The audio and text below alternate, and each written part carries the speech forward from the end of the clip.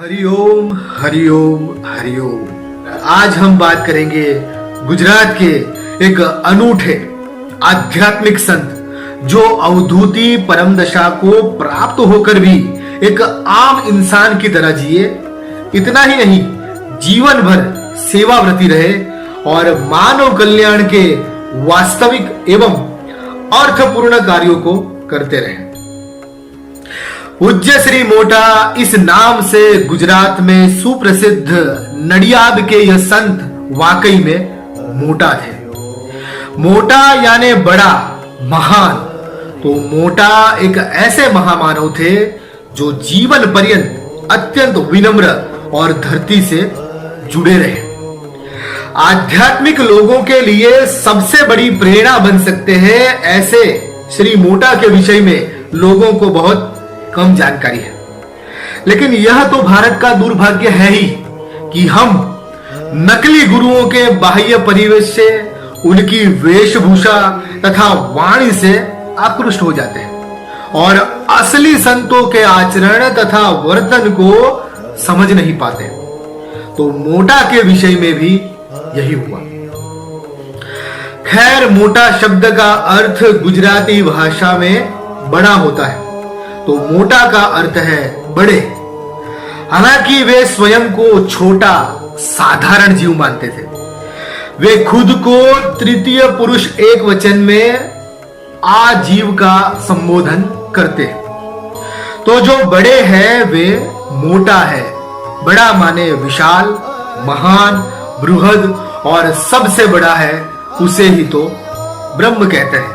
तो मोटा ब्रह्म रूप हो गए थे, बृहदतम और बृहदतर हो गए थे, तो उनका नाम मोटा बड़ा सूचक प्रतीत होता है।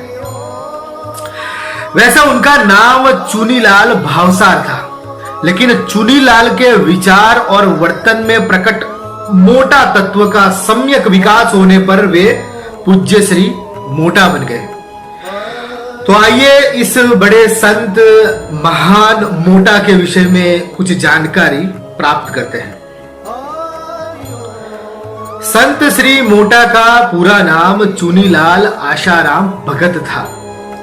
वैसे मोटा भावसार जाति के थे, उसमें भी उनके पिता भजनपंथी सत्पुरुष थे, तो उन्हें भगत के नाम से ही जाना जाता। मोटा का जन्म गुजरात राज्य के वडोदरा तहसील के सावली गांव में 4 सितंबर सन 1898 के दिन हुआ था। उनकी माता का नाम सूरजबा था और उनका बचपन अत्यंत गरीबी में बीता। उनके गुरु धूनी वाला दादा जो साई खेड़ा के थे, जिनके आदेशानुसार एक अन्य महात्मा श्री बाल योगी जी महाराज ने मोटा को साधना में दीक्षित किया था। पहले मोटा गुजरात हरिजन सेवक संघ में मंत्री के पद पर रहकर कार्य करते थे और ठक्कर बापा, हिंदूलाल याग्निक तथा परीक्षित लाल मजूमदार जैसे बड़े गांधीवादियों के साथ कार्य किया था। स्क्रिप्ट राइटर जी के नाना जी, जो कि एक नाट्यकार और मुख्य रूप से समाज सेवक थे और समाज कल्याण विभाग से जुड़े थे, ऐसे श्री शांतिदास साधु भी उसी हरिजन सेवक संघ का काम करते थे। तो मोटा का नाम और उनका काम क्या था, इसके बारे में अच्छी तरह से जाना था। इस कार्य के साथ मोटा आध्यात्मिक साधना भी करते थे। उन्होंने नडियाद में शेढ़ी नदी के निकट और सूरत में तापी नदी के समीप हरिओम आश्रम की स्थापना की थी। उन्होंने खुद का वसीयतनामा लिखा था कि मेरे निधन के बाद मेरा कोई ईंट चूने का स्मारक मत बनाना और इसके निमित्त जो धन एकत्र हो उससे पाठशाला के कमरे बनाए जाए। गुजरात के विश्वकोश नामक उत्तम संस्था की बुनियाद में भी मोटा का बहुत बड़ा योगदान है।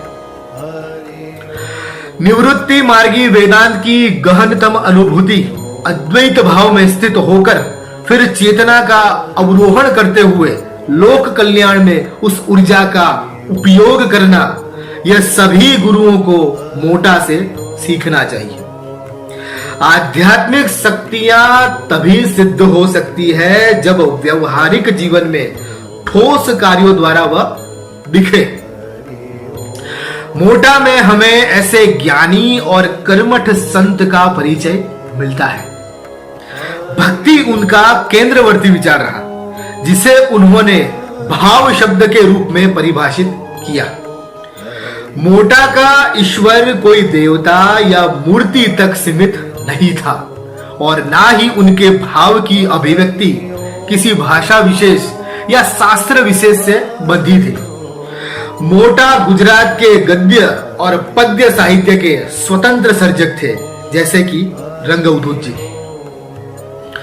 संत की तरह प्रसिद्ध होने से पूर्व मोटा का जीवन अनेक कष्टों से भरा रहा। उन्होंने मजदूरी की, दुख और दरिद्रता का सामना किया, लेकिन हंसते हुए और हरि स्मरण करते हुए वे आगे ही बढ़ते रहे। मोटा का जीवन चरित्र सभी आध्यात्मिक साधकों के लिए महाप्रेरणादायी है।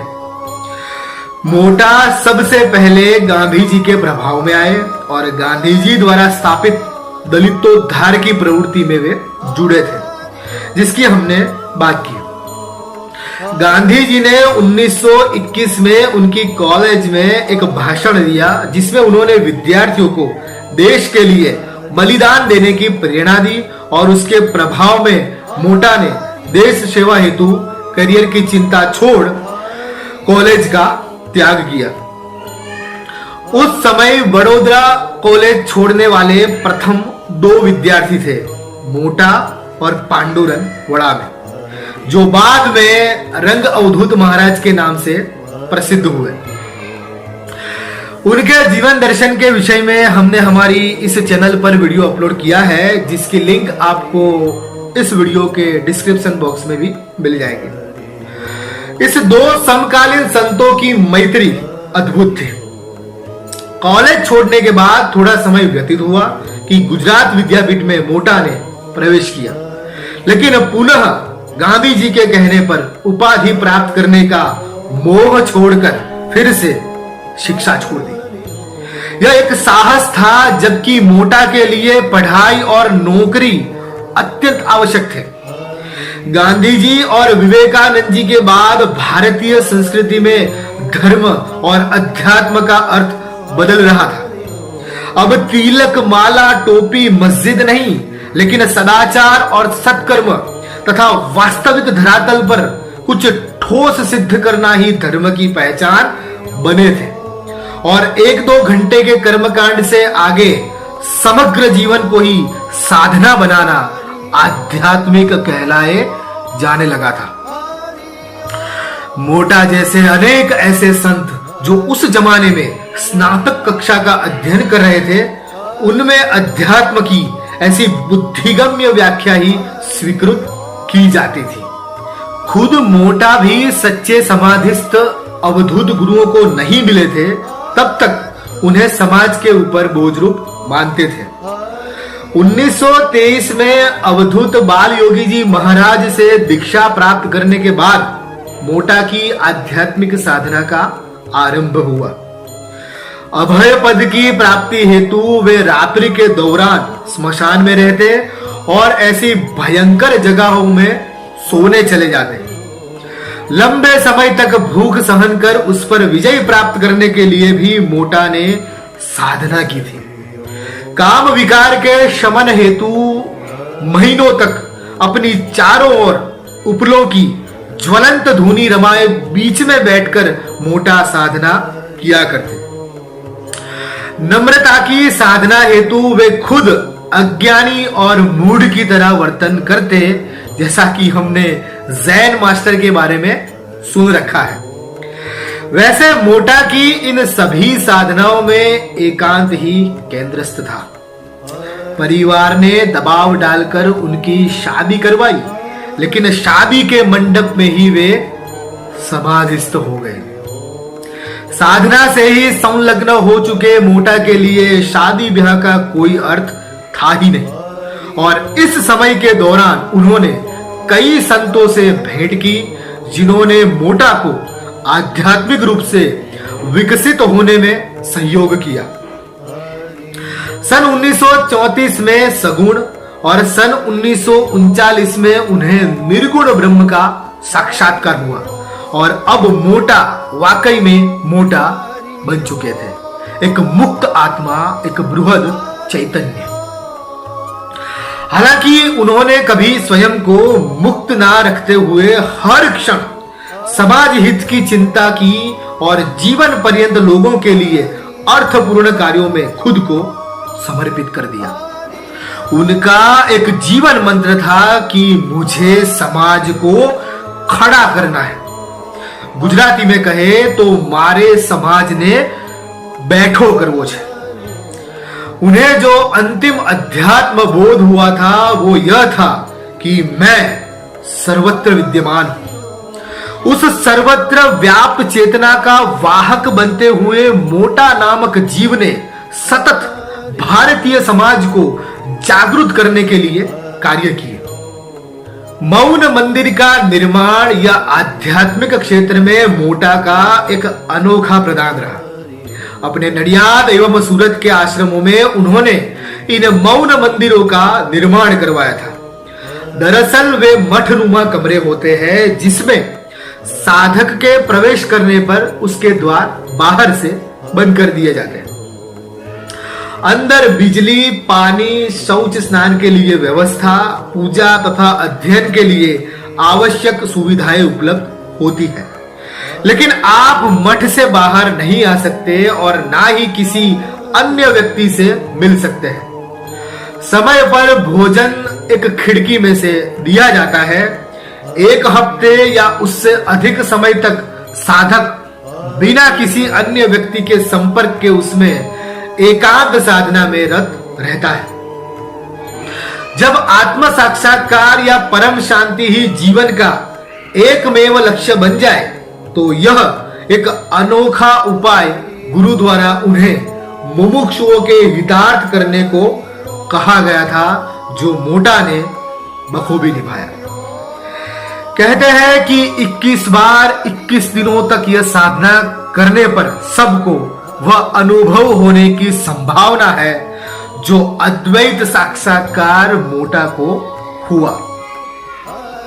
स्क्रिप्ट राइटर जी के पिताजी ने उस मौन एकांत साधना का लाभ प्राप्त किया है। मोटा के समग्र जीवन में जिस प्रकार से विभिन्न घटनाएं घटित हुई उसे देखें तो चुनीलाल कैसे पूज्य श्री मोटा बने यह समझ में आ सकता है। संक्षेप में उनके जीवन को समझे तो सन 1898 में उनके जन्म के पश्चात सन 1916 में उनके पिता का निधन हुआ। सन 1919 में चुनीलाल ने मैट्रिक की एग्जाम पास की। सन 1920 में बड़ौदा कॉलेज में जुड़े।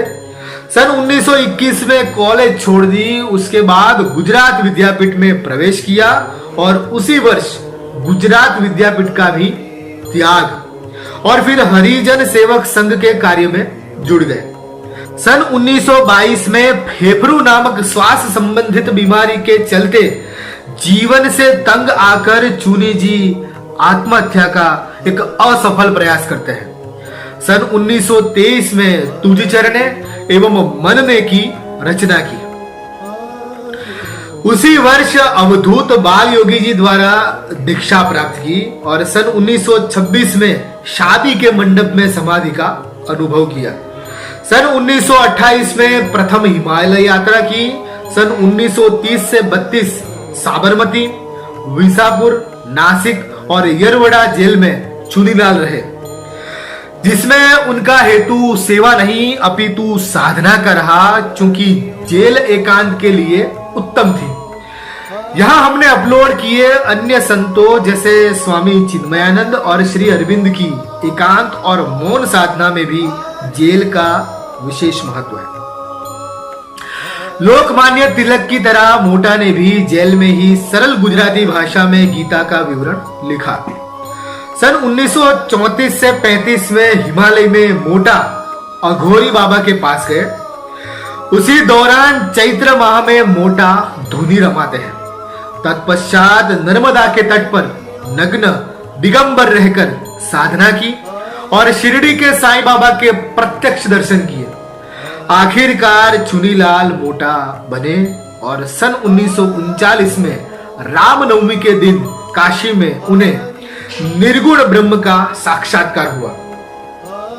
उस दौरान हरिजन सेवक संघ में से वे मुक्त हुए। सन 1940 में अहमदाबाद हवाई जहाज से कराची गए। वहीं पर उन्होंने जे कृष्णमूर्ति के व्याख्यान को सुना और समाधि लग गई। सन 1941 में उनकी माताजी का निधन होता है। सन 1946 में मौन कुटीर बनवाने का कार्य आरंभ हुआ। अगर सच में किसी को परम शांति का अनुभव करना हो तो बिना किसी मंत्र या अनुष्ठान के निर्हेतुक भाव से इन कुटीरों का लाभ लेना चाहिए। सन 1950 में दक्षिण भारत में मोटा कुंभकोणम में आश्रम की स्थापना करते हैं। सन 1956 में सूरत आश्रम की स्थापना हुई। सन 1962 से 75 अनेक शारीरिक रोगों के बीच सतत यात्राएं की और 36 ग्रंथों के प्रकाशन का कार्य चला। अंत में सन 1976 23 जुलाई के दिन फाजलपुर मही नदी के तट पर स्थित श्री रमन भाई अमीन, जो कि उनके नजदीकी शिष्य थे, उनके फार्म हाउस पर केवल 6 लोगों की उपस्थिति में इस संत का देह विलय हुआ। मोटा ने लोक कल्याण के जो कार्य किए और उसके लिए जितना दान दिया, उसके बारे में हमारा जानना बहुत आवश्यक हो जाता है, जिससे कि हमें पता चले कि वाकई में एक आध्यात्मिक रूप से जागे हुए संत का जीवन कैसा होता है। अगर सभी संत ऐसा करते तो हमारा देश कहां होता, यह हम समझ सकते हैं मोटा के जीवन कार्यों को देखकर। उन्होंने जो कार्य किए उसे देखें तो सबसे पहले तो मोटा ने साहित्य पर बल दिया और लोगों को संपूर्ण विकास हो ऐसे साहित्य के प्रकाशन में वे महान प्रेरणा स्रोत बने। भक्ति भाव एवं आध्यात्मिक साहित्य के मौलिक सर्जन, बच्चों में गुण एवं भाव प्रकट हो ऐसी मौलिक कहानियां और ऐसा सर्जन, बहनों और माताओं के जीवन के प्रति समाज की जो मानसिकता है उसमें बदलाव के लिए नारियों के प्रति सद्भाव, आदर तथा सम्मान पैदा हो ऐसी कहानियां और सर्जन, ज्ञान गंगोत्री संदर्भ ग्रंथ उसका सृजन, बाल भारती, किशोर भारती आदि विज्ञान श्रृंखला के ग्रंथ तथा सर्वधर्म तत्वज्ञान दर्शन श्रृंखला के ग्रंथ आदि के प्रकाशन का आयोजन मोटा ने किया। नारी सशक्तिकरण और वुमन एम्पावरमेंट की बात मोटा ने की। उन्होंने स्त्रियों के शरीर को सक्षम बनाने के लिए तथा उनके मन में गुण एवं भाव का सद्विकास हो ऐसे कार्यों पर बल दिया। इसके अतिरिक्त मानव समाज में साहस, हिम्मत, पराक्रम, प्रामाणिकता, त्याग, सहिष्णुता आदि सद्गुणों का विकास हो उसके लिए उन्होंने पुरस्कार और इनाम दिए। इसके अलावा निबंध प्रतियोगिता, वक्तृत्व स्पर्धा, प्रेरक बातें आदि विषयों पर भी मोटा ने बल दिया।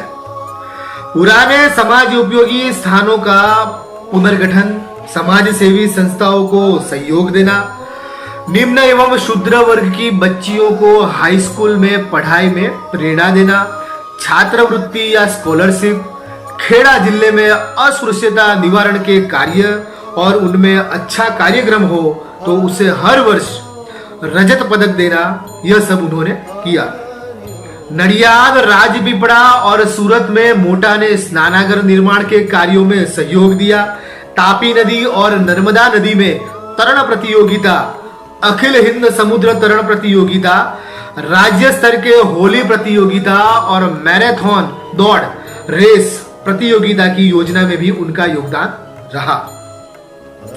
यूनिवर्सिटी द्वारा श्री अरविंद तत्वज्ञान व्याख्यानमाला और अन्य व्याख्यानमालाओं का आयोजन, फल देने वाले वृक्षों की वृद्धि, परब, तितिक्षा प्रतियोगिता विद्यार्थियों को सहाय, पक्षियों को दाना पानी देना, दवाइयों की सहाय आदि कार्य भी मोटा ने किए। वेदों की ऋचाओं के अर्थ आम जनता को सुलभ हो सके, उस हेतु से प्रकाशन, पब्लिकेशन में सहयोग। इसके अतिरिक्त मोटा ने विज्ञान, कृषि, medicine, surgery, electronics, planetary and space sciences, गांव तथा नगरों में पक्की सड़कें और पक्के मकान बांधना आदि बुनियादी कार्यों की ओर सबका ध्यान आकर्षित किया। एंडाउमेंट के ब्याज में से हर साल बड़ी रकम का ऑल इंडिया स्तर पर बड़े पारितोषिक और इनामों की योजनाएं मोटा ने बनाई। विद्यार्थियों में श्रम का महत्व बढ़े, ऐसे प्रयोगों में प्रोत्साहन, ऐसे कार्य में रत अन्य ट्रस्ट को सहाय और कन्या व्यायाम स्कूलों को उत्तेजना आदि कार्य भी मोटा ने किए।